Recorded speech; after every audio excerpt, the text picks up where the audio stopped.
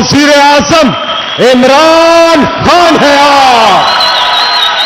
और पहले federal minister Fawad Chaudhary और स्टेट मिनिस्टर फरूख हबीब 3 साल की कारकर्दगी के ऊपर एक बुकलेट तैयार की है, किताब तैयार की है, जो प्राइम मिनिस्टर इमरान खान साहब को वो प्रेजेंट कर रहे हैं। जनाब वजीर आजम पाकिस्तान।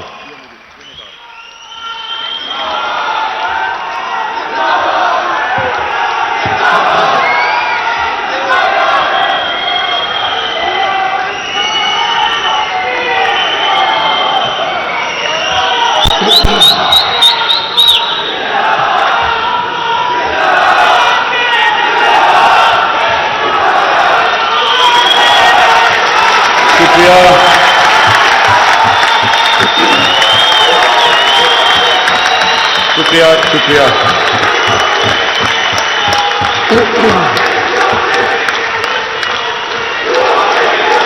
बिस्मिल्लाहिर्रहमानिर्रहीम। बस इय्याका नअबुदु व इय्याका नस्तईन। सबसे पहले मैं सबका शुक्रिया अदा करना चाहता हूं जिन्होंने आज ये हमारा जो 3 साल जो हम आज 3 साल की अपनी परफॉर्मेंस लोगों के सामने रख रहे हैं। मैं फौज चौधरी आपका, सैफुल्लाह नियाजी आपका और फारूक हबीब सबका, यूथ विंग सबका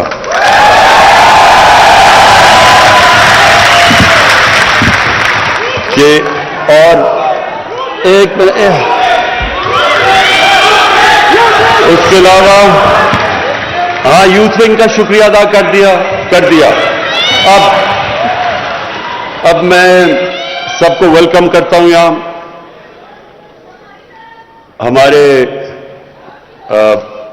हमारे मिनिस्टर्स, सूबाई और फेडरल मिनिस्टर्स और अभी जो इलेक्ट हुए हैं आज़ाद कश्मीर के प्रेसिडेंट, वो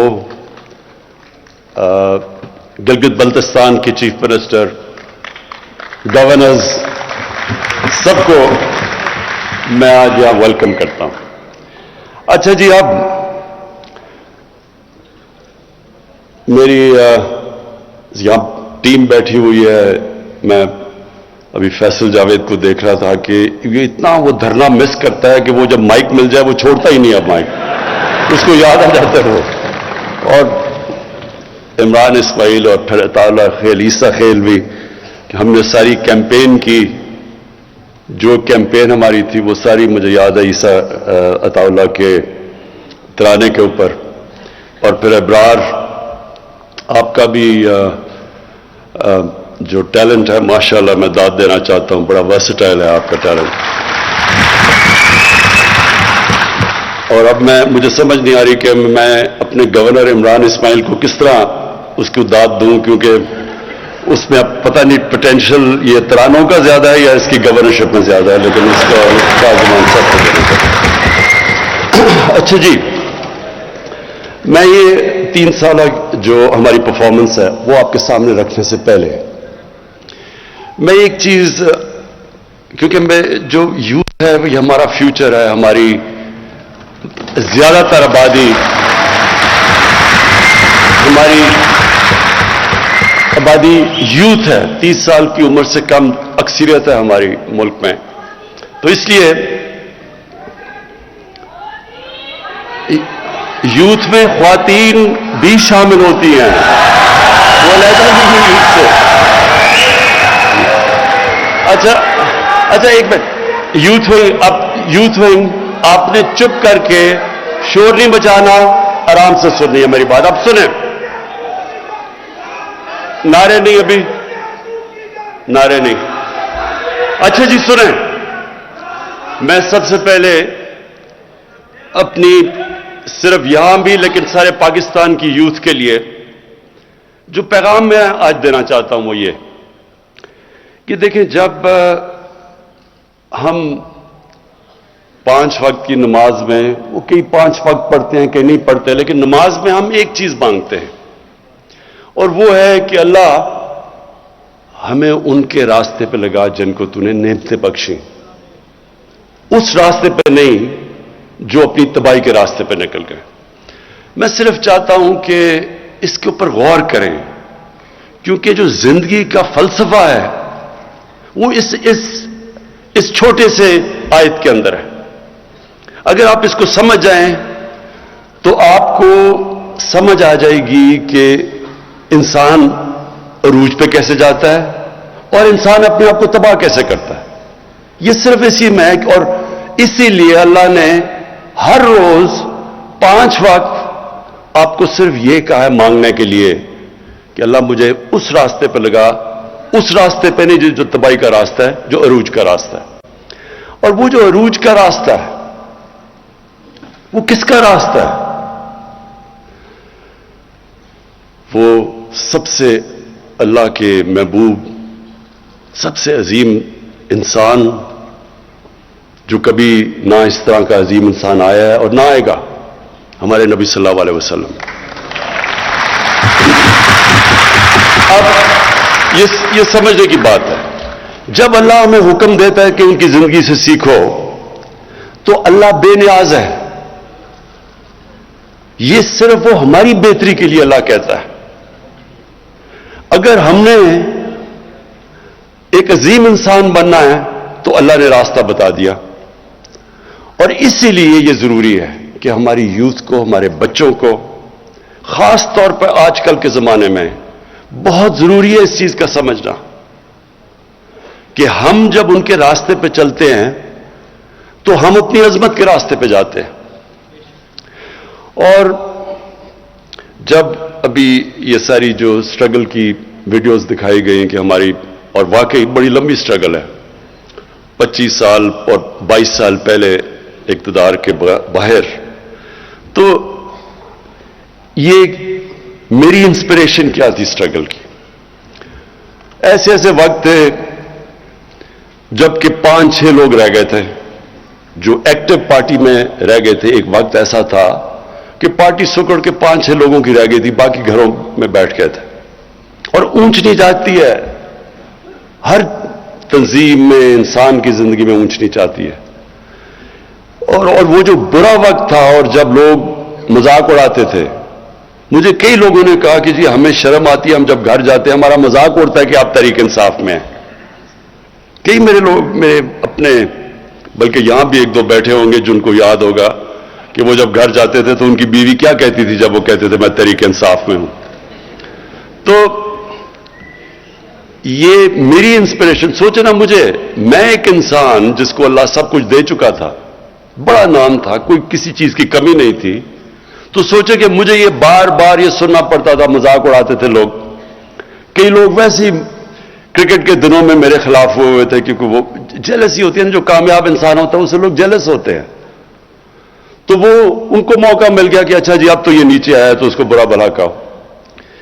دیکھیں، میں نے صرف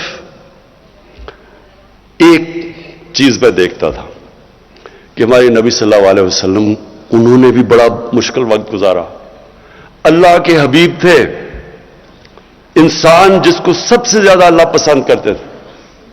تو اگر اللہ ان کو 13 سال ان کی زندگی اگر آپ سٹڈی کریں تو کتنے مشکل وقت سے وہ گزرے تھے، کوئی ضرورت نہیں تھی ان کو، کامیاب تھے، وہ خوش تھے، کامیاب بزنس مین تھے، تاجر تھے، کوئی ان کو ضرورت نہیں تھی، سارے یہ عزت کرتے تھے، صادق اور امین تھے، فیصلے کرانے کے لیے سارے ان کے پاس جاتے تھے۔ تو ایک دم جب وہ رائے حق پہ آئے تو لوگوں نے مذاق اڑایا ان کا، کیا کیا نہیں کیا ان سے، اور وہ کتنی تکلیف سے گزرے۔ تو میں ہمیشہ ان کی زندگی سے سیکھتا تھا، کیونکہ ہمیں قرآن میں حکم تھا، اور یہ آپ سب کے لیے، اور میں خاص طور پہ اپنے یوتھ کے لیے کہنا چاہتا ہوں۔ دیکھیں، یہ جو 2 راستے ہیں کہ ان کے راستے پہ لگا جن کو نعمتیں بخشیں، تو کیا وہ نعمتوں کا راستہ آسان راستہ ہے؟ اگر آسان ہوتا تو سب سے زیادہ نعمتیں تو انہوں نے نبی صلی اللہ علیہ وسلم کو بخشی تھی، تو ان کا تو بڑا مشکل راستہ تھا۔ کہنے کا مقصد یہ ہے کہ جو ایک قرآن کی ایک آیت ہے کہ جس کو تم اپنے لیے اچھا سمجھتے ہو وہ برا ہے، وہ کئی دفعہ تمہارے لیے برا ہے، اور جس کو تم برا سمجھتے ہو وہ اچھا ہے۔ مطلب یہ کہ کبھی بھی برے وقت سے ڈرنا نہیں چاہیے۔ جب میں پہلی دفعہ جب پرائم منسٹر بنا تو میں نے پہلی بات کی کہ یہ مشکل وقت ہے، لیکن گھبرانا نہیں ہے، کیونکہ مشکل وقت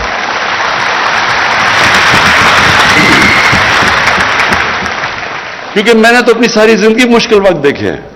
جب آپ سپورٹس کھیل رہے ہیں اور اوپر کوشش کر رہے ہیں کہ سارے ملک میں ٹاپ 11 کھلاڑیوں میں آؤ، پھر دنیا کا مقابلہ کرو، تو وہاں تو اونچ نیچ ہوتی ہے، ہار جیت ہوتی ہے۔ کئی دفعہ لوگ تالیاں بجا رہے ہیں، وہی آپ گراؤنڈ میں جا رہے ہیں تو سارا اسٹیڈیم تالیاں بجا رہا ہے، اور وہ آپ 0 پہ آؤٹ ہو کے واپس آ رہے ہیں تو وہی 2 منٹ میں سوئچ کر کے آپ کو گالیاں نکال رہے ہیں، مذاق اڑا رہے ہیں آپ کا۔ تو یہ اونچ نیچ زندگی کا حصہ، اور جو سپورٹس ہیں یہ سب سے زیادہ آپ کو تیار کرتی ہیں سٹرگل کرنے کے لیے، کیونکہ مسلسل سٹرگل ہے، یا آپ ہار رہے ہیں جیت رہے ہیں۔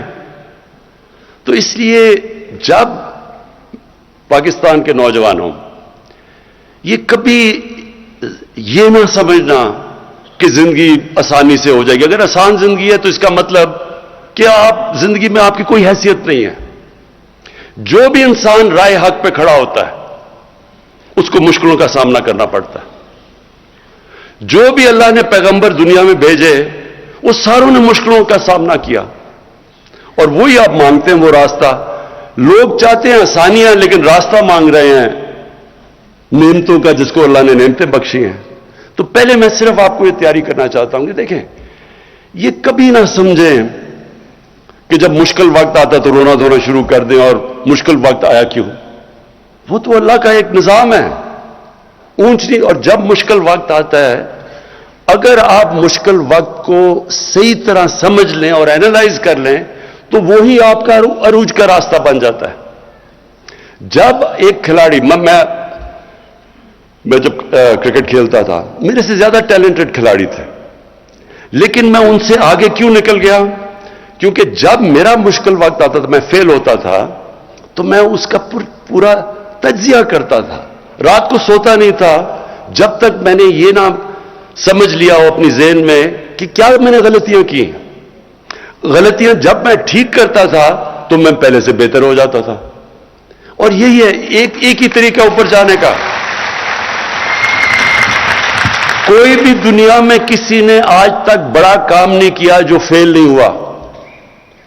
یہ کوئی ناممکن ہے کہ کوئی اٹھ کے ایک دم سیدھا ایک پرچی پکڑ کے اور لیڈر بن جائے، ایسے نہیں ہو سکتا۔ آپ کو جب تک ایک مشکل سٹرگل سے آپ نہیں گزرتے، کسی چیز میں آپ بڑا کام نہیں کر سکتے۔ کوئی بھی لیڈر آج تک شارٹ کٹ لے کے نہیں بنا۔ قائد اعظم کی سٹرگل دیکھیں، میں تو ایک لیڈر مانتا ہوں پاکستان کا، قائد اعظم، اور ان کی کبھی سٹرگل دیکھیں کتنی تھی، جس طرح انہوں نے سٹرگل کیا ہے، اور آخر میں جو بیماری کے اندر انہوں نے سٹرگل کیا ہے، اس لیے آج، اور اپنی ذات کے لیے نہیں کیا، ایک بڑے مقصد کے لیے کیا، تو آج تک اور جب تک پاکستان رہے گا لوگ قائد اعظم کو دعائیں دیں گے۔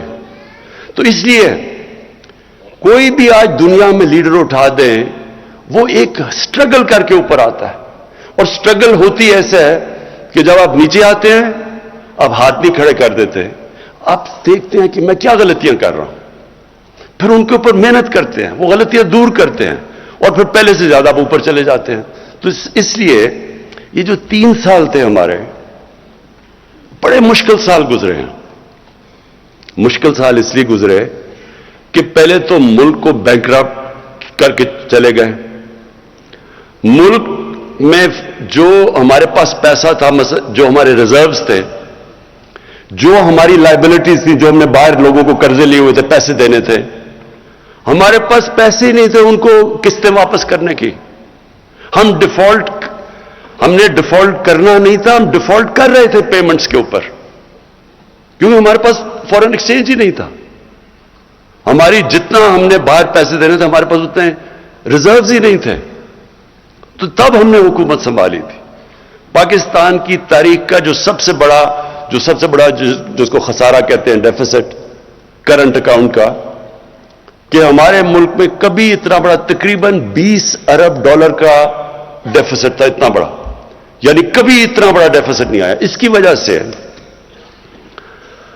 हमें अगर ये ना मदद करते हमारी सऊदी अरेबिया, यूएई और चाइना, उस वक्त हमारी ये ना मदद करते, तो ये जो महंगाई और जो मुश्किल वक्त गुजरी हमारी कौम, वो कुछ भी नहीं है जो हमने गिरना था कि जिस तरह रुपए ने नीचे जाना था। क्योंकि अगर हमें पैसे ना ये बाहर देते उस वक्त मुश्किल वक्त में, तो रुपए ने गिर जाना था और नीचे। जब जितना भी रुपया गिरा, उससे भी आप सबके सामने है जो महंगाई आई पाकिस्तान में, क्योंकि जितनी चीजें बाहर से आनी थी, तेल, बिजली, उसकी वजह से इफेक्ट, सारी चीजें महंगी हो गई। तो उस वक्त हमें जो सामना करना पड़ा, एक नई टीम थी, या तो हमें तजर्बा होता, हमारी टीम भी नई थी, और उसके बाद फिर एक इशू नहीं आया, पहले तो क्राइसिस आया, इसके मुश्किलों से आईएमएफ के पास जाना पड़ा, पैसे ही नहीं थे हमारे पास, मजबूरी आईएमएफ के पास जाना पड़ा। और जब आईएमएफ के पास आप जाते हैं, तो जिस तरह कोई भी जो जिससे आप कर्जा लेते हैं, वो पूछता है कि मेरा पैसा वापस कैसे करोगे, और वो फिर शराइत लगा देता है कि मेरा पैसा वापस करने के लिए आपको बिजली भी महंगी करनी पड़ेगी, क्योंकि बिजली में खसारा है, आपको रुपए की कीमत गिरानी पड़ेगी, आपको टैक्स लगाने पड़ेंगे। और जब वो आईएमएफ की आप शराइत पे चलते हैं, तो अवाम को तकलीफ होती है, अवाम मुश्किल वक्त से गुजरती है। तो हम उस मुश्किल वक्त से साल के बाद निकल ही रहे थे कि कोरोना आ गया। कोरोना से पहले भी एक चीज हुई, पुलवामा आ गया। वो मैं सिर्फ पुलवामा में अल्लाह ने हमें बड़ी कामयाबी दी, और मैं आज अपनी खास तौर पर अपनी फौज का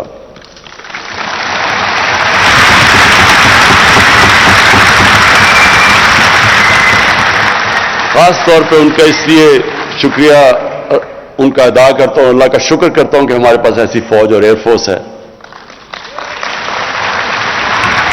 क्योंकि जब वो फैसला करना था, और बड़ा जब उन्होंने हमारी पाकिस्तान में आके रात को वो बमबारी की उनके जहाज ने, तो उस वक्त मुझे एहसास हुआ कि अगर हमारे पास इस तरह की फौज ना हो, जो हमें कॉन्फिडेंस हो कि यह हमें सिक्योरिटी देगी, तो कितना एक ताकतवर, एक बड़ा मुल्क, 7 गुना ज्यादा बड़ा मुल्क, उसके सामने क्या करेगी, हमारी अवाम क्या करेगी। तो उधर एहसास होता है अपनी फौज का।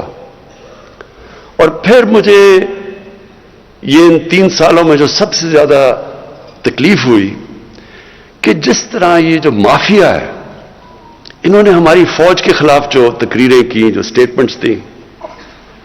लेकिन मैंने भी फौज की तनकीद की हुई है माजी के अंदर, मैंने भी की है।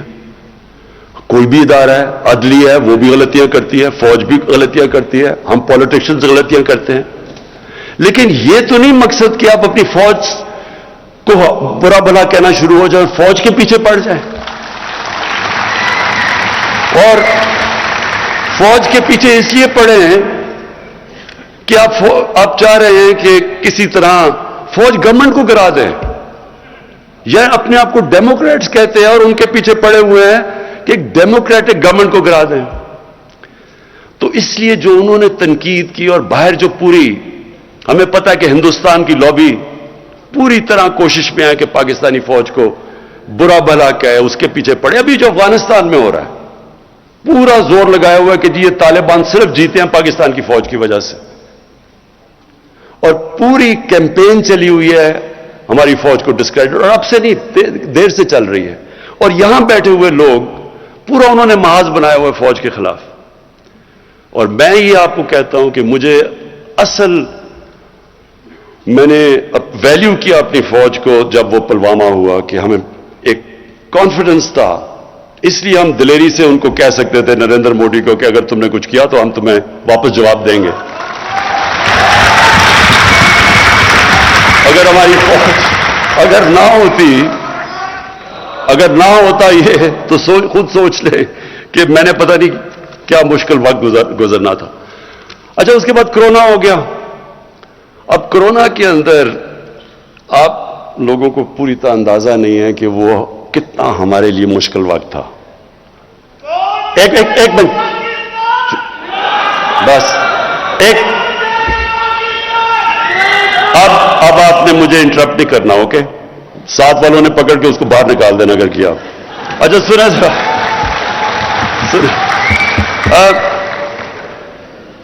دیکھیں مشکل کیا تھا. ہم دیکھ رہے تھے باہر وہاں جناب اسپین کے اندر, اٹلی کے اندر, انگلینڈ کے اندر وہ ان کے ہاسپٹل بھرے ہوئے ہیں, لوگ سڑکوں پہ ہیں. ان کے یعنی جو ملک جن کے پاس ہمارے سے 30 40 گنا بڑا جی ڈی پی تھا, دولت تھی, وہاں ہم حالات دیکھ رہے تھے اور وہ ساروں نے لاک ڈاؤن کیا ہوا تھا. پھر ادھر سے دیکھا جی نریندر مودی نے بھی لاک ڈاؤن کر دیا. تو ساروں نے ہمیں پریشر ڈالا کہ آپ بھی لاک ڈاؤن کریں, اور وہ بہت مشکل وقت تھا. ہاں لاک ڈاؤن تو کرنا چاہیے کہ اگر آپ کی یہ بیماری پھیل رہی ہے, ہمیں پتہ ہے کہ لاک ڈاؤن سے وہ رک جاتی ہے, وہ کم ہو جاتی ہے, پھیلتی کم ہے. لیکن ساتھ کہ ہمارے وہ لوگ جو دیہڑی دار تھے, جو غریب لوگ تھے, جو دن کو پیسہ بنا کے بچوں کو کھلاتے تھے, تو ان کو کیا بننا تھا. اور بڑی ہماری اپوزیشن کے ممبرز نے تنقید کی, اور لوگ میری اپنی پارٹی میں بھی کئی لوگ گھبرا گئے کہ ایک دم یہ ہو رہا ہے, اور اگر اور پھیل گیا ہمارے ہاسپٹل سے پریشر پڑ گیا. لیکن میرا یہ ایمان ہے, ہم نے فیصلہ کیا اور بڑا مشکل فیصلہ کیا کہ ہم جو بھی ہو جائے ہم یہ پوری طرح لاک ڈاؤن نہیں کریں گے, کیونکہ ہمارے غریب بھوکے مر جائیں گے. اور اس کی وجہ سے میرا یہ ایمان ہے کہ اللہ نے اس کی برکت آئی ہمارے اوپر, اس نے بچا لیا ہم نے اپنے. اور پھر یہ سنیں, ورلڈ اکنامک فورم نے پاکستان کی مثال دی کہ وہ ملک ہے جس نے اپنی بہترین طور پہ اپنی اکانومی بچائی. ورلڈ ہیلتھ آرگنائزیشن نے پاکستان کی مثال دی کہ کرونا سے انہوں نے سب سے بہتر طریقے سے اس کو انہوں نے ہینڈل کیا. اور پھر اکانومسٹ نے کہا کہ پاکستان وہ دنیا میں 3 ملکوں میں سے ہے جس نے اپنی اکانومی بھی اور کرونا کو بھی ہینڈل کیا. ادھر میں پھر اپنی ٹیم کو, کیونکہ اگر ہم غلط فیصلہ کر لیتے, میں آج آپ کو بتاؤں, یہاں لوگوں نے بھوکے مرنا تھا جو آج ہندوستان میں ہو رہا ہے. اگر ہندوستان کے اندر جس طرح کی غربت آئی ہے, جس طرح کو انہوں نے لاک ڈاؤن لگایا, اور جس طرح مجھے پارلیمنٹ میں اپوزیشن والے کہہ رہے تھے, مثالیں دے رہے تھے ہندوستان کی, تو آج ہمارے ملک کے اندر جس طرح کی غربت تھی آپ اندازہ نہیں لگا سکتے. کیونکہ ساری دنیا کے اندر کرونا کے اندر غریب پس گیا. لاک ڈاؤن سب سے زیادہ تباہی مچاتا ہے غریب کو. تو اس میں اپنی جو ٹیم تھی میری این سی او سی کی, اسد عمر اور ڈاکٹر فیصل, میں خاص طور پہ آپ کو خراج تحسین آج پیش کرنا چاہتا ہوں کہ بڑے ہمارے اچھے فیصلے ہوئے اور اللہ نے ہمیں وہاں سے نکالا. اچھا میں ذرا آپ کو صرف 3 سال کی ہم نے اپنی پرفارمنس بتانی تھی, تو میں ذرا صرف آپ کے سامنے رکھنا چاہتا ہوں کہ ہم جب آئے تھے تو تقریباً $20 ارب کا خسارہ تھا. آج وہ خسارہ 3 سال کے بعد $20 ارب سے $1.8 ارب پر رہ گیا. ہمارے فورن کرنسی ریزروز جب ہم آئے تھے تو پورے ملا کے $16.4 ارب تھا, اور آج ماشاءاللہ ہمارے $27 ارب پر ریزرو چلے گئے ہیں. ہمارے جو ٹیکس کلیکشن تھی, یعنی کہ دیکھیں جب ایک گھر میں مثلا ایک گھر جب مقروض ہو جاتا ہے تو وہ کیا کرتا ہے, اس کو اپنے خرچے کم کرنے پڑتے ہیں اور اپنی آمدنی بڑھانی پڑتی ہے. اور کوئی طریقہ, جب سے اللہ نے دنیا ایجاد کی ہے اس کے علاوہ کوئی طریقہ نہیں ہے اس میں سے نکلنے کا. تو جب آپ خرچے کم کرتے ہیں تو لوگوں کو تکلیف ہوتی ہے. ایک گھر دیکھ لینا, گھر میں آپ خرچے کم کریں گے تو لوگ اپنا کھانا پینا کم کریں گے, مرغی سے دال روٹی پہ آ جائیں گے, اور بچوں کو اچھے سے اسکول سے نکال کے دوسرے اسکول میں ڈال دیں گے، کیونکہ آپ کو مشکل وقت سے تو گزرنا پڑتا ہے. ہر گھر کو جب یہ ایک گھر مقروض ہو جاتا ہے اس کو یہ کرنا پڑتا ہے، تو تب گھر والوں کو تکلیف ہوتی ہے. تو وہ بڑی تکلیف سے ہمارے لوگ گزرے، اور میں یہ بھی اللہ کا شکر کرتا ہوں کہ بڑی ماشاءاللہ ہماری ایک دلیر قوم ہے، ہم اس سے بڑے صبر سے نکلے. تو پھر ہماری جو کلیکشن تھی، ٹیکس کلیکشن، ہماری ٹیکس کلیکشن جب ہم آئے تھے تو 3,800 ارب تھی. 3,800 ارب روپیہ ہماری ٹوٹل ٹیکس کلیکشن تھی. آج وہ پہنچ گئی ہے 4,700 ارب پہ ہماری ٹیکس کلیکشن. اور یہ جو سارے میں آپ کو فگرز دے رہا ہوں یہ اسحاق ڈار کے نہیں ہیں، یہ اصل ہیں. اس کے بعد ہماری جو ریمیٹنسز ہیں جو باہر سے، اور ہمیشہ یہ یاد رکھے آپ کا اس ملک کا سب سے بڑا اثاثہ بیرون ملک پاکستانی ہے. یہ سب سے بڑا ہمارا اثاثہ ہے.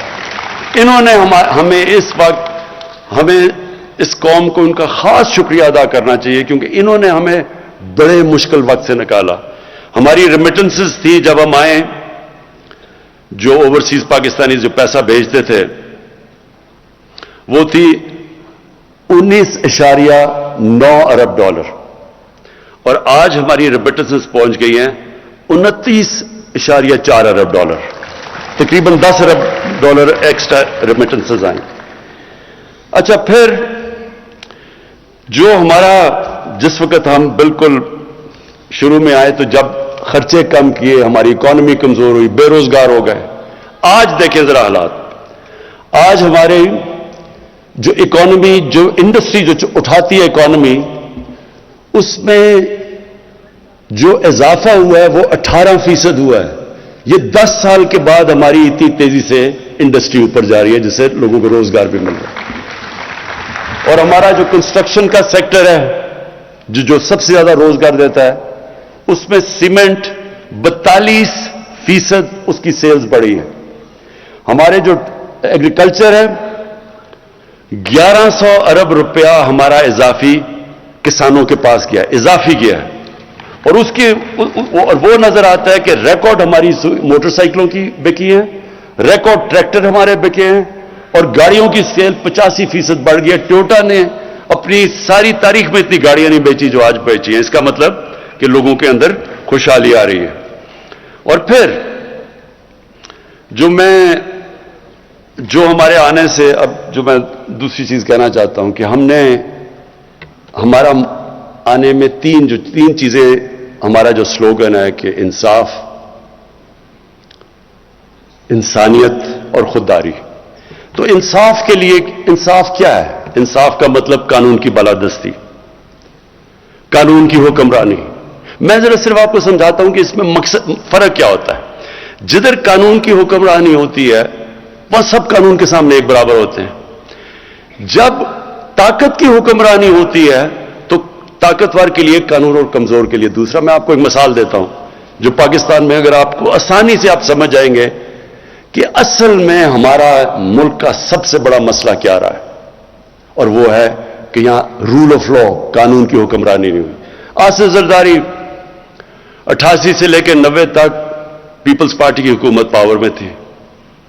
90 کو ان کی گورنمنٹ جاتی ہے اور نون لیگ آ جاتی ہے. Asif Zardari prime minister house سے سیدھا جیل میں چلے جاتے ہیں کرپشن پہ. 93 کے اندر نون لیگ کی حکومت چلی جاتی ہے، پیپلز پارٹی واپس آ جاتی ہے. آصف زرداری سیدھی جیل سے اٹھ کے پرائم منسٹر ہاؤس. پھر 96 میں پھر پیپلز پارٹی حکومت جاتی ہے، وہ پھر پرائم منسٹر ہاؤس سے سیدھا جیل. اس کا مطلب کیا کہ جب وہ طاقت میں ہیں تو پاکستان کا قانون ان کو نہیں پکڑ سکتا. وہ صرف جب اپوزیشن میں جاتے تھے تو قانون پکڑتا تھا. تو دیکھیں، یہ صرف میں آپ کو اس لیے مثال دے رہا ہوں، کوئی بھی ملک، یہ ذہن میں ڈال لیں، کوئی ملک ترقی نہیں کر سکتا جب رول آف لا نہیں ہوتا. اور اسی لیے مدینہ کی ریاست میں جب ان کے پاس خوشحالی نہیں تھی، تب شروع میں بڑا مشکل وقت تھا. شروع کے اندر تو پہلے 4-5 سال تو مشکل سے امت بچی تھی. جنگ خندق میں، جنگ احد میں مشکل سے بچے تھے، کھانا نہیں تھا، برے حالات تھے، لیکن قانون کی بالادستی قائم کی، قانون سے اوپر کوئی نہیں تھا۔ انہوں نے کہا نبی صلی اللہ علیہ وسلم نے کہ تمہارے سے پہلے بڑی قومیں تباہ ہوئیں، جدھر یہی طاقتور کے لیے کمزور کے لیے دوسرا قانون، اور میری بیٹی بھی اگر قانون توڑتی ہے تو اس کو سزا ملے گی، کوئی قانون سے اوپر نہیں ہے۔ اور یہ بیسس ہوتا ہے، دیکھیں کوئی بھی دنیا کی سویلائز سوسائٹی، اس کا بیسس ہوتا ہے رول آف لا، اور یہی ہمارا مسئلہ ہے۔ ہم اس لیے اوپر نہیں، کبھی یہ دیکھیں چھوٹے چھوٹے چور جتنی مرضی چوری کریں، ملک تباہ نہیں ہوتا۔ ملک تباہ تب ہوتا ہے جب عمران خان اور پرائم منسٹر اور اس کے وزیر چوری شروع کرتے ہیں، کیونکہ ملک کا خزانہ تو ہمارے ہاتھ میں ہے۔ تو کرپشن عام آدمی کی لوگوں کو تنگ کرتی ہے، پٹواری کی کرپشن لوگ تنگ ہوتے ہیں اس سے، یا تھانے دار کی، لیکن ملک جو تباہ ہوتا ہے جب اس کے طاقتور، اس کے پرائم منسٹر، وزیر، جب وہ چوری شروع کرتے ہیں۔ اس لیے ساری دنیا میں آج ڈیولپنگ ورلڈ، جس کو ڈیولپنگ ورلڈ، غریب ملک جو ہیں، ان کے اندر ایک ہی مسئلہ ہے، طاقتور قانون سے اوپر ہے۔ ایک فیکٹ آئی رپورٹ میں بار بار مثال دیتا ہوں کیونکہ یونائٹڈ نیشنز کے سیکرٹری جنرل نے، اس نے ایک پینل اپنے نیچے بٹھائی اور انہوں نے کہا بتاؤ کہ یہ امیر اور غریب ملکوں میں اتنا فاصلہ کیوں بڑھتا جا رہا ہے؟ تو فیکٹ آئی پینل کی جو رپورٹ ہے اس نے یہ کہا کہ ہر سال غریب ملکوں سے، ڈیولپنگ ورلڈ سے 1000 ارب ڈالر چوری ہو کے جاتا ہے امیر ملکوں میں اور آف شور اکاؤنٹس میں اور میفیئر کی طرح فلیٹس میں، ہر سال۔ یہ ایسے ہے، میں آپ کو ایک اور مثال دیتا ہوں، جب انگریز ہندوستان میں آیا تو اورنگزیب کے جانے کے بعد ہندوستان کا جو سالانہ آمدنی تھی، جس کو جی ڈی پی کہتے ہیں، وہ 24% تھی دنیا کی جی ڈی پی، دنیا کا سب سے امیر خطہ تھا یہ۔ اور بنگال مغلوں کا سب سے امیر پروونس تھا۔ انگریز نے شروع کیا بنگال سے، اور اس نے جب 200 سال حکومت کر کے گیا تو بنگال سب سے غریب صوبہ ہو گیا انگریزوں کا، اور ہندوستان کا جو جی ڈی پی تھا وہ رہ گیا 3%، اور برطانیہ کا جی ڈی پی چلا گیا 24%۔ کیا ہوا؟ یہاں سے ساری دولت چوری ہو کے ان کے پاس چلی گئی، یہ غریب ہو گیا، وہ امیر ہو گیا۔ یہی آج ہو رہا ہے دنیا میں۔ ڈیولپنگ ورلڈ کیوں فاصلے بڑھتے جا رہے ہیں؟ امیر غریب کے فاصلے بڑھتے جا رہے ہیں، امیر اور غریب ملکوں کو، کیونکہ وہاں سے، کیونکہ ان کے پاس قانون کی حکمرانی نہیں ہے، وہاں کا پیسہ چوری ہو کے ان کے ملکوں سے باہر جا رہا ہے۔ وہ فاصلے، وہ ملک غریب ہو رہے ہیں، وہ جو پیسہ خرچ ہونا ہے تعلیم پہ، صحت پہ، انفراسٹرکچر پہ، وہ چوری ہو کے باہر چلا جاتا ہے۔ اور جب وہ ڈالر لے کے باہر بھیجتے ہیں تو آپ کی کرنسی کمزور ہو جاتی ہے، کیونکہ یہاں سے اندازہ، ایک رپورٹ تھی 10 سال پہلے کہ 10 ارب ڈالر ہر سال یہاں سے چوری ہو کے، منی لانڈرنگ ہو کے باہر جاتا ہے۔ تو وہ اگر 10 ارب ڈالر نہ آپ روک لیں تو ہمیں آئی ایم ایف سے قرضہ ہی نہ لینا پڑے۔ تو یہ جو ہمارا مسئلہ نہیں، یہ ساری ڈیولپنگ ورلڈ کا مسئلہ ہے۔ اس لیے یہ جو رول آف لا ہے، طاقتور کو قانون کے نیچے لانا، یہ ایک جہاد ہے۔ اللہ قرآن میں کہتا ہے کہ میری زمین میں انصاف قائم کرو، یہ ہمارا فرض ہے۔ اور اس لیے یہ ہے اصل میں جنگ جو 3 سال میں ہم نے سب سے زیادہ لڑی ہے۔ جو ابرار نے بتایا کہ جی مایوسی پھیلا دیتے ہیں، یہ کون مایوسی پھیلا رہا ہے؟ یہ وہ مافیاز ہیں، وہ مافیاز ہیں جو چاہتے ہیں کہ گورنمنٹ فیل ہو، کیونکہ وہ پرانا زمانہ پھر آ جائے جدھر لوٹ مار شروع ہے۔ ان کی پوری کوشش ہے کہ آپ کی یہ تحریک انصاف کی حکومت کامیاب نہ ہو، اور ہماری جو کولیشن گورنمنٹ ہے، کیونکہ وہ چاہتے نہیں ہیں، کیونکہ ان کے لیے آسان، یہاں سے ملک سے پیسہ نکالا، باہر لے گئے، باہر بڑے بڑے گھر اور پراپرٹیز لے لی۔ تو میں صرف اب آپ کو، ہم جب آئے ہیں ذرا میں آپ کو بتاؤں کہ فرق کیا پڑا ہے، کیا فرق پڑا ہے کہ ہمارے آنے سے پہلے۔ اب میں ذرا 2 آپ کو فگرز دیتا ہوں۔ پنجاب کی پہلے بتاتا ہوں کہ پنجاب کی اینٹی کرپشن، انہوں نے نون لیگ کے 10 سالوں میں जो टोटल पैसा एंटी करप्शन ने रिकवर किया था वो 2.5 अरब रुपया था। हमारे सिर्फ अभी 3 सालों में पंजाब की एंटी करप्शन ने 450 अरब रुपया अब तक रिकवर कर चुके हैं। यही नैब थी, यही कानून थे नैब के। नैब ने अपने 18 सालों में हमारे आने से पहले 18 सालों में जो पूरा अब तक पैसा उन्होंने रिकवर किया था वो 290 अरब रुपया था, और हमारे 3 सालों में उन्होंने 519 अरब रुपया रिकवर कर चुके हैं। और इसलिए आप देखते हैं बड़ा शोर मचा हुआ है। अच्छा जी, दूसरी चीज जो हमारा दूसरा कोशिश है, हमारा जो मंशूर है वो है इंसानियत। इंसानियत का मतलब ये कि बजाय एक स्टेट जो सिर्फ कानून बनते हैं, जिसको एलीट कैप्चर कहते हैं, सारे कानून, सारी बिजनेस, सारे फायदे एक छोटे से तबके को, अमीर अमीर होता जाता है, गरीब गरीब होता जाता है। ये हमारी पहली गवर्नमेंट है जिसने फैसला किया कि हम नीचे से लोगों को ऊपर उठाएंगे। और ये हम किधर, ये मदीना की रियासत का असूल था। पहली दफा फ्लाई रियासत दुनिया की तारीख में मदीना में बनाई गई थी।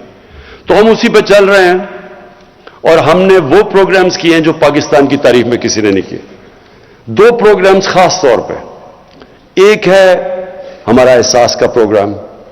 हमारा जो एहसास का प्रोग्राम है, इससे पहले 110 अरब रुपया सिर्फ दिया जाता था निचले लोगों की मदद करने के लिए, गरीब लोगों की। उससे हमने 260 अरब पे ले गए हैं। 110 से 260 अरब पे हमारा चला गया। हमने जो एहसास पे, जब कोरोना हुआ तो जो पैसा खर्च किया हमने एहसास पे, वर्ल्ड बैंक ने रेट किया, जो सारी दुनिया में पैसे खर्च कर रहे थे ना कोरोना के दौरान, तो वर्ल्ड बैंक ने जो हमारी रेटिंग दी हमारे एहसास के प्रोग्राम को, वो सारी दुनिया में नंबर 3 पे पाकिस्तान था कि सबसे बेहतरीन, शिफाफ और एफिशिएंट तरीके से हमने पैसे बांटे। और एहसास प्रोग्राम के अंदर और भी खास तौर पे मैं, जो हमारी कोशिश है कि अपनी औरतों को हम उठाएं। हमारी औरतें खास तौर पे जो गरीब इलाकों में हैं, जो देहातों में हैं, इनको हमारी पूरी कोशिश उठाने की। और इनको बेहतरीन तरीका उठाने का क्या है? तालीम देना। एहसास प्रोग्राम के अंदर हमने जो स्कूलों के अंदर स्कॉलरशिप्स रखी हैं बच्चियों के लिए, वो बच्चों से ज्यादा है, लड़कों से ज्यादा है। और जो हमने अंडर ग्रेजुएट स्कॉलरशिप्स दी हैं, वो औरतों को भी 50% है और लड़कों को भी, स्टूडेंट्स को भी, मेल को भी 50% है। कोशिश क्या है? देखिए, मैं ये टीवी प्रोग्राम देखता हूं, ये आजकल ये जो अफगानिस्तान के ऊपर प्रोग्राम्स हो रहे हैं, यूरोप, सारी दुनिया मगरब में, कि जी वो अफगानिस्तान की औरतों की बड़ी बुरी, उनको सबको फिक्र पड़ी अफगानिस्तान की औरतों की। वो जी पता नहीं तालिबान क्या कर देंगे औरतों को। कभी दुनिया की तारीख में कभी किसी ने बाहर से आके किसी मुल्क की औरतों को हुकूक दिलवाए आज तक? कभी कोई दिलवा सका है? मुझे एक दुनिया में, मैं एक तारीख का तालिब इल्म हूं, मुझे कोई दुनिया में यह बता दे कि जी बाहर से किसी ने मुल्क में आके तो किसी और मुल्क की औरतों को हुकूक दिलवा दिए। औरतें खुद हुकूक दिलवाती हैं। हमारी औरतों में ताकत है अपने हुकूक लेने के लिए।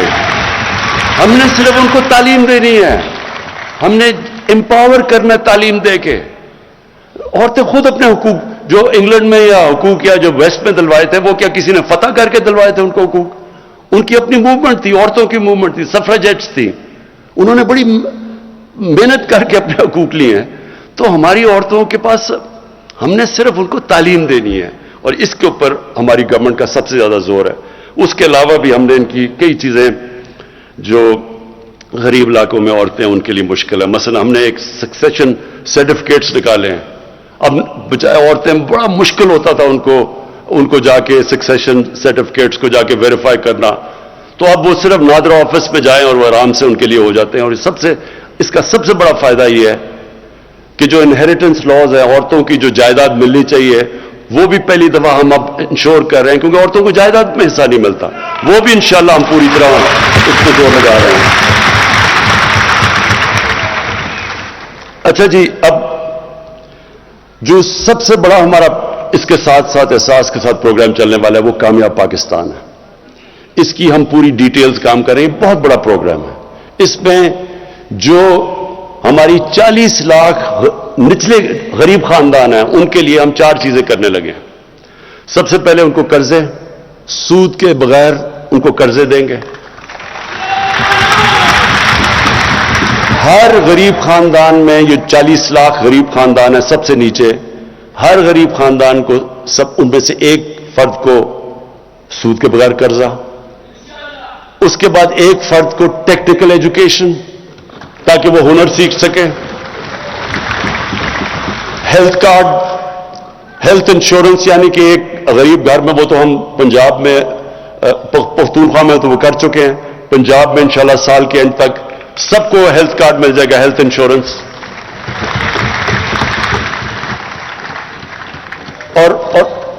اور اس کے علاوہ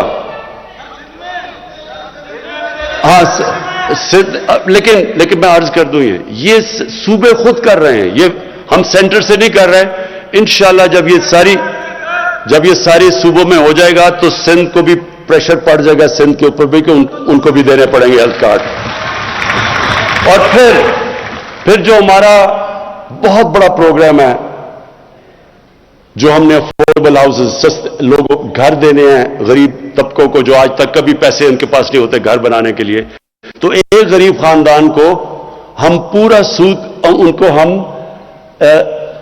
وہ قرضے دیں گے، یعنی جس طرح کہ اگر انہوں نے مہینے کا کرایہ دینا ہے، وہ کرایہ کی جگہ وہ قسط ہو جائے گی اور ان کا گھر اپنا ہو جائے گا۔ کسانوں کے لیے کسان کارڈ، یہ پہلی دفعہ ابھی پنجاب میں شروع ہے، یہ ہماری ساری انشاءاللہ جدھر بھی آزاد کشمیر میں بھی، گلگت بلتستان اور پختونخوا میں بھی، اس کا مقصد یہ ہوگا کسان کارڈ کا کہ بجائے کسان کے اوپر واؤچرز ہوتے تھے اور بڑے مشکل ہوتے تھے، ان کو پیسہ بھی نہیں نیچے پہنچتا تھا، اب ان کو کارڈ ملے گا، اس کارڈ کے اوپر جو بھی سبسڈی ہے، کھاد کے اوپر ہے، ٹیوب ویل کے اوپر ہے، کیڑے مارنے والی دوائیوں پہ ہے، اور اگر کوئی فصل ان کی خراب ہو جائے تو ڈائریکٹ کارڈ کے اوپر اب ہم سبسڈی دیں گے۔ یہ انشاءاللہ سال کے اینڈ تک پورا کسان کارڈ ساری جگہ چلا جائے گا۔ اور کسانوں کے لیے اس کے علاوہ 10 ڈیمز بن رہی ہیں پاکستان میں، انشاءاللہ اگلے 10 سال تک ہماری 10 ڈیمز پوری ہو جائیں گی۔ 2025 میں مومن ڈیم سب سے پہلے بن جائے گی، اس کے بعد پھر داسو، اور اس کا یہ ہوگا پہلی دفعہ پاکستان میں 50 سال میں کوشش کی ہے کہ پاکستان کے ریزروائرز بڑھے تاکہ کسانوں کو پانی زیادہ ملے، کیونکہ آگے پانی کا بڑا مسئلہ آ رہا ہے۔ اور پھر تعلیم میں سب سے پہلے تو ایک کریکولم، ایک نصاب، یہ بڑا کام تھا۔ میں اپنی ٹیم کو دونوں جو ہمارے پروونشل اور فیڈرل ایجوکیشن منسٹرز ہیں ان کو خاص طور پہ میں داد دیتا ہوں۔ بڑا مشکل کام ہے ایک نصاب، کیونکہ انگریزوں کا بنایا ہوا سسٹم تھا، ایلیٹ کے لیے انگلش میڈیم، لوگوں کے لیے اردو میڈیم، 7 دینی مدرسے، 3 سسٹمز تھے۔ یہ بڑی مشکلوں سے ہم ایک نصاب لے کے آئے ہیں، اور اس کا مقصد کیا ہے؟ اس کا مقصد یہ ہے کہ عام لوگوں کو جن کو موقع ہی نہیں ملتا اوپر آنے کو کیونکہ ان کو انگریزی نہیں آتی، تو ان کو انگریزی بھی سکھائی جائے، اور دوسری طرف جو انگلش میڈیم ہے وہ بالکل ایک علیحدہ ہی قوم نہ بن جائے، وہ ان کے اندر بھی پاکستانیت ڈالیں۔ اور ساتھ ساتھ جو سب سے بڑی چیز انشاءاللہ اگلے 5 مہینے میں ہو جائے گا، 8، 9 اور 10 میں کلاسز میں ہم ایک سیرت نبی کا پورا ایک کورس شروع کر رہے ہیں۔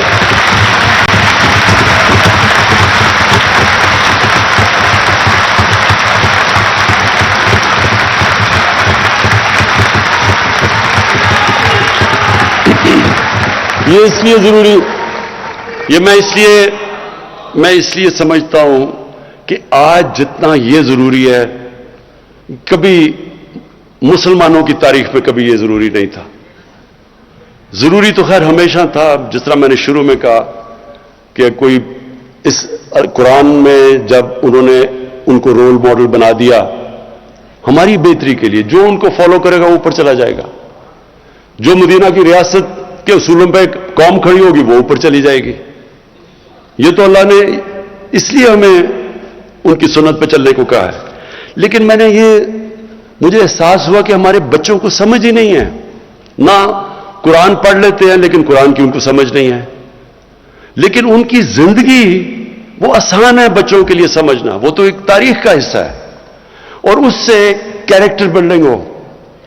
میں پھر سے کہتا ہوں، جب میں نے جو چیزیں آج کل دیکھ رہا ہوں، یہ موبائل فون کے بڑے فائدے ہیں، ٹیکنالوجی ہے، بچے کئی چیزیں اب سیکھ جاتے ہیں، نالج وہ مل جاتی ہے جو کبھی پہلے نہیں تھی، لیکن اس کے ایک نیگیٹو سائیڈ ہے. بچوں کو وہ مٹیریل اب موبائل فون پہ مل رہا ہے کہ ان کے لیے ہینڈل کرنا آسان نہیں ہے، اور اس کے بڑے اثرات آ رہے ہیں ہماری سوسائٹی کے اوپر. میں جب سے آیا ہوں، میں نے جب آئی جی سے ملتا ہوں اور ان سے میں پوچھتا ہوں کہ کرائم کی مجھے بتائیں کہ کون کون سی کرائم بڑھ رہی ہے.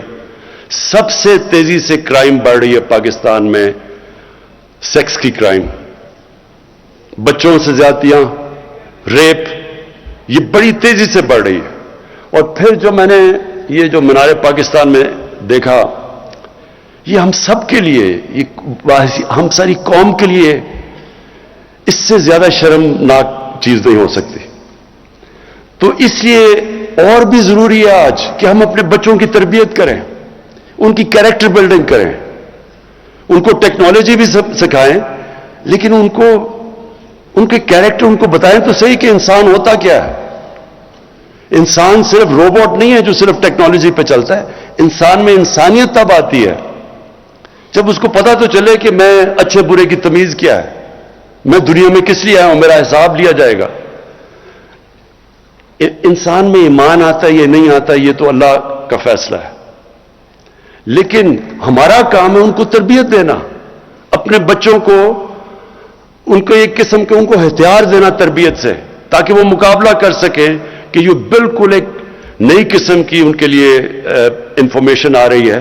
یہ بہت ضروری ہے، کیونکہ اگر اس وقت میں جو ابھی ابرار نے بالکل ٹھیک بات کی کہ جس طرح کی اس وقت انفارمیشن آ رہی ہے، یہ بالکل ہمارے دین سے بھی بچوں کو دور لے کے جا رہی ہے، ہمارے کلچر سے، ہماری پاکستانیت سے. تو اس لیے انشاءاللہ یہ جو ہماری کوشش ہے اب کہ سارے بچوں کو ہم 8, 9 اور 10 کے اندر جو بھی بچہ ہے جس مرضی اسکول میں، انگلش میڈیم، اردو میڈیم، سب کو سیرت نبی کے اوپر پورا صحیح سکھایا جائے گا.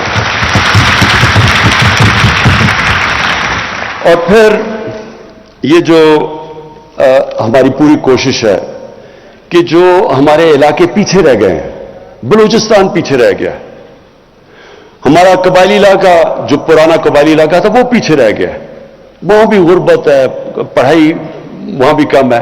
تو ان سارے علاقوں کے لیے ہم نے اسپیشل پیکیجز دیے. بلوچستان میں ہماری گورنمنٹ نہیں ہے، سندھ میں ہماری گورنمنٹ نہیں ہے، لیکن ہم نے صرف غربت کے اوپر اسپیشل پیکیجز دیے ہیں. ہم نے 14 سندھ کی ڈسٹرکٹس، 9 بلوچستان کی ڈسٹرکٹس اور گلگت بلتستان، ان کے لیے ہم نے 1300 ارب روپیہ ہم نے ایلوکیٹ کیا ہے ان کو اٹھانے کے لیے.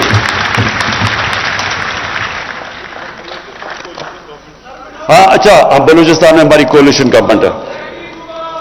اچھا اب میں آخری چیز پہ آ رہا ہوں، اور یہ بڑا ضروری ہے آپ سب کے لیے کہ دیکھیں، میں پاکستان کی چپ کر کے سنیں پاکستان کی پہلی جنریشن ہوں. میرے ماں باپ ایک غلام ہندوستان میں پیدا ہوئے تھے. میں ایک پہلی جنریشن ہوں جو ہم ایک آزاد ملک میں پیدا ہوئے تھے. اور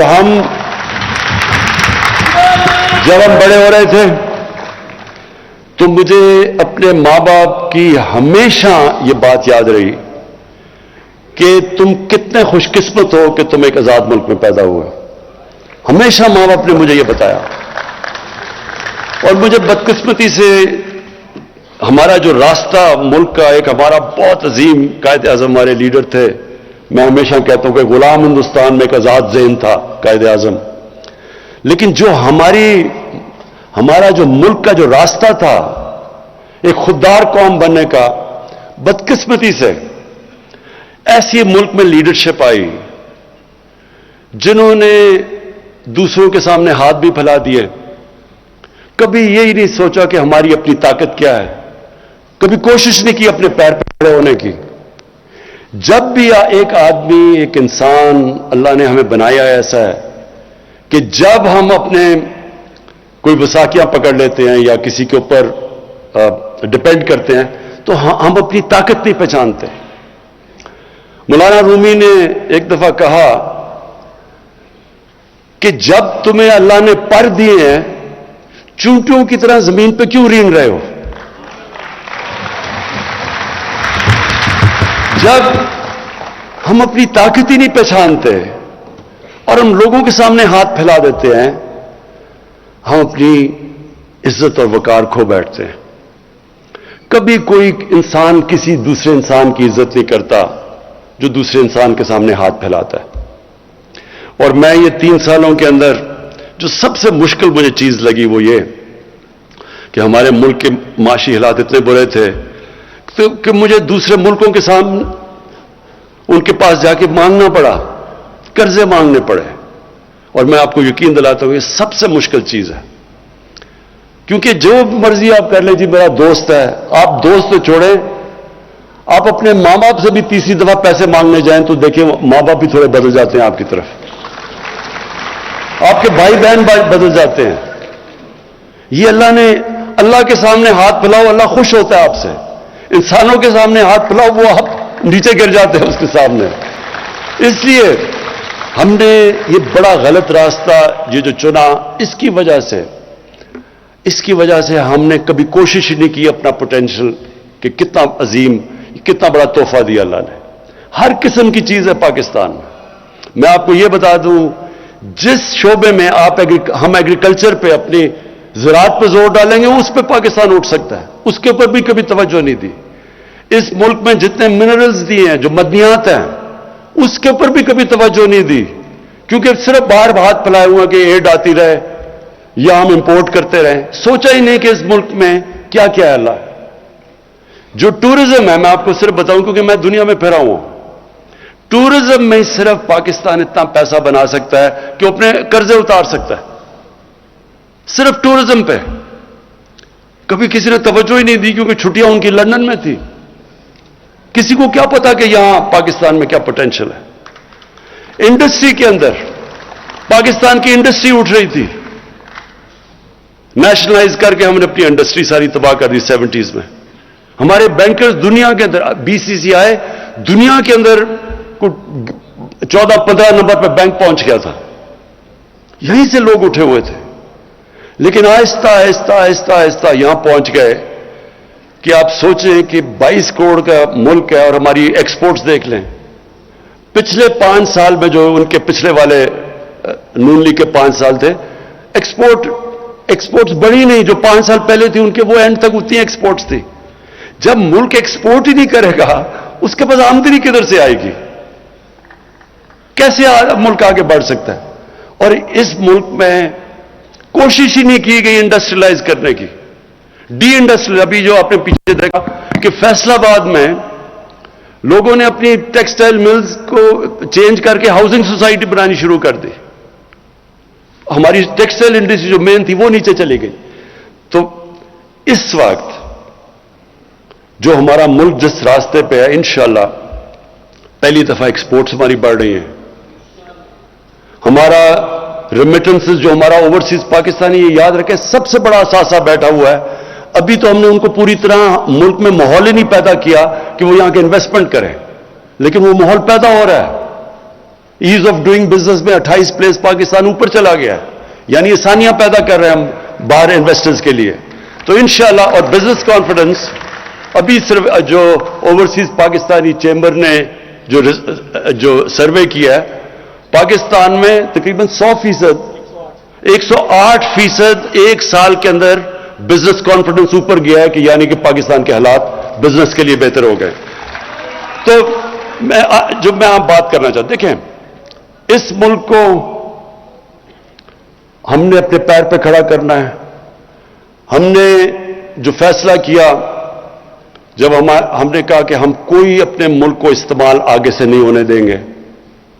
پہلے ہم نے امریکہ کے ساتھ شامل ہوئے، ہم ان کے فرنٹ لائن سٹیٹ بنے، افغانستان میں جہاد لڑی، پیسے انہوں نے دیے، جہادی ہم نے ٹرین کیے. جیسی روسی وہاں سے سوویت یونین چھوڑ کے گئی افغانستان، وہ بھی چلے گئے امریکی، اور ہمارے اوپر سینکشنز لگا دی. اس کے بعد 9/11 آیا، ان کو پھر ہماری ضرورت پڑ گئی. افغانستان میں انہوں نے جنگ لڑنی تھی، انہوں نے پھر پاکستان کو کہا کہ جی ہماری تمہیں ضرورت ہے. میری طرح کے لوگوں نے کہا کہ ہمیں اس جنگ میں شرکت نہیں کرنی چاہیے، یہ ہماری جنگ نہیں ہے. ہمیں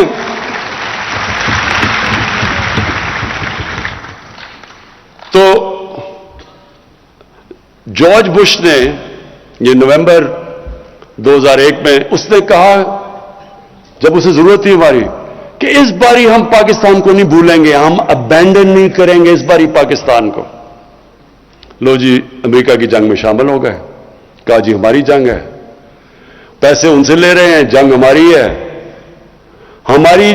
ہم ان کی مدد کر رہے ہیں اور وہی بمباری کر رہے ہیں ہمارے پہ. 480 ڈرون اٹیکس کیے ہیں پاکستان کے اوپر. کبھی دنیا کی تاریخ میں یہ نہیں ہوا کہ ایک ملک کو اپنے ہی اعلائے بمباری کر رہا ہے، یہ کبھی دنیا میں نہیں ہوا. وہ لوگ جو بیچارے مرتے تھے ڈرون اٹیکس میں، وہ سارے بدلہ لیتے تھے پاکستان سے، ہماری فوج سے. ہمارے ادھر فوجی بھی شہید ہو رہے ہیں، ہمارے بم دھماکے ہو رہے ہیں. 70 سے 80 ہزار لوگوں کی ہم قربانی دے گی کسی اور کی جنگ لڑ کے. اور اس کے بعد وہی ہمیں کہنا شروع ہو گیا کہ نہیں جی آپ کی وجہ سے ہم افغانستان میں کامیاب نہیں ہوئے. تو اس سے ہمیں کیا سبق ملتا ہے؟ کبھی ہم نے اپنے آپ کو کسی سے استعمال ہونے نہیں دینا.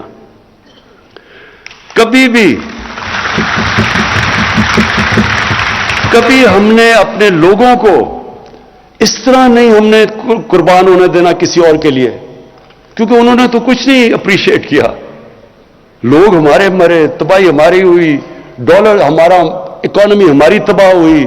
قبائلی علاقے کے جو آدھے لوگوں نے نقل مکانی کی، قبائلی علاقے اجڑ گئے. کیا ملا اس سے؟ اور وہ اس لیے کہ ہمیں غلط عادتیں پڑی ہوئی ہیں. ہمیں جی ایڈ مل جائے گی، چلو جی مدد کر دو کسی کی. تو اس لیے یہ جو خودداری ہے، دیکھیں ایک انسان، ایک قوم کھڑی تب ہوتی ہے، رسپیکٹ ہی دنیا میں تب ہوتی ہے جب وہ خوددار ہو. تو ہماری فورن پالیسی اب ایسی ہے کہ ہم نے کوئی کسی کے ساتھ، ہم نے امن میں شرکت کریں گے، کسی کی جنگ میں ہم نے شرکت نہیں کرنی.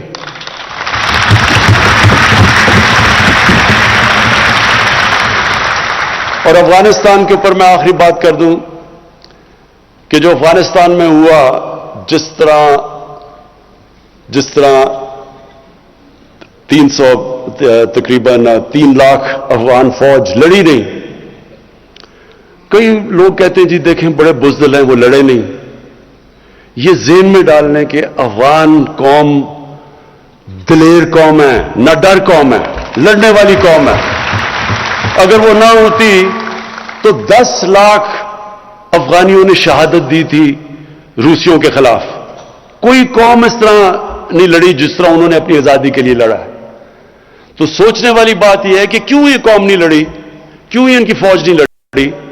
تھوڑے طالبان تو 70,000 تھے، 3 لاکھ یہ کی فوج تھی، ایئر فورس ان کے ساتھ، جدید ہتھیار ان کے پاس، ٹینکس ان کے پاس، کیوں نہیں لڑی؟ اور اسی کے اندر پتہ ہے کہ کیوں طالبان جیتے.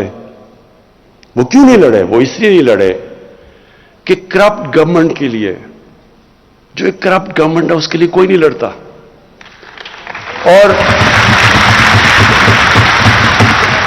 اور دوسری چیز، افغانیوں کی ایک سائیکی ہے، وہ ہمیشہ جو باہر سے آتا ہے، جو ان کے اوپر فتح کرنے کی کوشش کرتا ہے، وہ قوم ان کے اگینسٹ کھڑی ہو جاتی ہے. وہ اپنی آزادی کے لیے لڑتے ہیں. تو وہ کبھی بھی کسی ایک گورنمنٹ جو باہر سے امریکی اس کو بیک کر رہے ہیں انہوں نے اس کے لیے نہیں لڑنا تھا. جس طرح سوویت یونین انہوں نے جب پوری کوشش کی افغانستان پہ قبضہ کرنے کے لیے وہ فیل ہو گئے اس لیے کہ وہ لوگ آزادی چاہتے ہیں. اور اب جو حالات ہیں افغانستان میں ہماری پوری کوشش ہونی چاہیے اور میں دنیا کی کمیونٹی کو کہتا ہوں پوری کوشش ہونی چاہیے کہ افغانستان کی اس وقت ان کی گورنمنٹ کی مدد کریں. جو طالبان ہیں انہوں نے کیا چیزیں کہی ہیں؟ انہوں نے کہا کہ ہم سب کو شامل کریں گے. یہ بڑی زبردست چیز ہے. یہی تو چاہ رہے تھے دعا کے اندر جو ٹاکس تھی اس میں کیا چاہ رہے تھے طالبان سے کہ انکلوسو گورنمنٹ ہو. وہ مان گئے ہیں. ہیومن رائٹس ہے وہ کہتے ہیں ہاں ہیومن رائٹس. ایمنسٹی انہوں نے سب کو معاف کر دیا ہے اور انہوں نے کہا کہ ہم اپنی زمین استعمال نہیں ہونے دیں گے دہشت گردی کے لیے. یہ دنیا چاہتی تھی. تو جب انہوں نے یہ کہہ دیا ہے تو یہ کیا مطلب کہ نہیں جی وہ آگے پتہ نہیں اپنی زبان پہ کھڑے ہوں گے یا نہیں ہوں گے. بھئی جب نہیں ہوں گے تب دیکھیں. ابھی کیوں شروع ہو گئے ہیں؟ ابھی تو آپ کریں ان کی مدد تاکہ وہ افغانستان میں امن ہو. سب سے زیادہ دنیا کو کیا کرنا چاہیے؟ پوری کوشش کرنی چاہیے کہ افغانستان میں امن ہو. 40 سال سے وہاں انتشار ہے. ان کے لوگوں نے کتنی مشکلوں کا سامنا کیا ہے. اب وقت آ گیا کہ دنیا مدد کرے امن لانے کے لیے وہاں. اور وہ کوشش کرے. اگر طالبان کوشش کر رہے ہیں سب کو شامل کر کے وہ امن کی بات کر رہے ہیں تو ان کی مدد کریں. میں اپنی ٹیم کو اس کا شکریہ ادا کرتا ہوں. اپنے سارے ایلائز جنہوں نے ہمارے ساتھ 3 سال گزارے ہیں. کیو لیگ کا, ہماری بیپ پارٹی کا, اپنی ایم کیو ایم کا, میں آپ کا سب کا شکریہ ادا کرتا ہوں. جی ڈی اے کا سب کا, اپنے سارے الائنس کا شکریہ ادا کرتا ہوں جس طرح آپ نے ہمارے ساتھ کرا ہے. شکریہ.